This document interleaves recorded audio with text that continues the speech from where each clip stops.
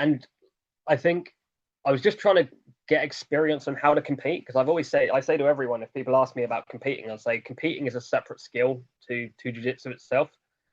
So you could be fantastic in the gym, but you could be not a very confident competitor, and then you kind of have to learn the art of competing.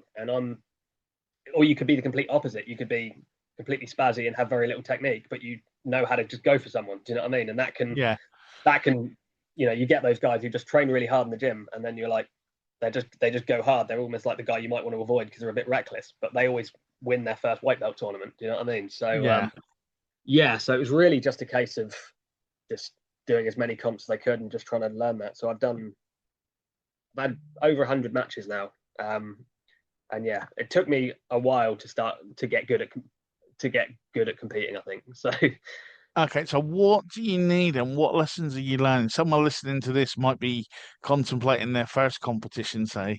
What advice would you give on that front, compared to, actually, I want to give one to someone it's their first competition, and then that person it might be their 100th competition, but what might be that thing that they've missed that they need to make sure they're doing? So sort of two questions there, really.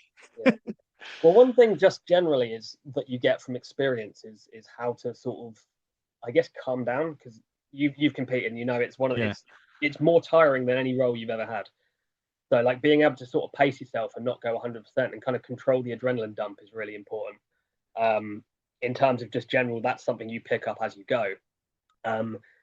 Generally, though, in terms of actually getting ready for a comp, like I always think, first of all, just have a bit of a game plan.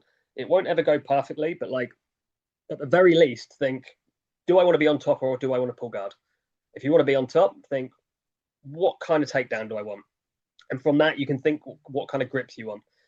I remember mistake I made a lot early on was thinking, I'll go for a takedown, but if I don't get it, I'll pull guard. And the problem is I didn't know any takedowns. So I would just I don't know what I thought was going to happen, but I just thought, I'll see what happens, like I'm going to invent one, I'm going to learn one on the mat. But it never happened, and I always just got taken down, and by then I'm on a 2-point deficit. So going with an idea of what you want to do.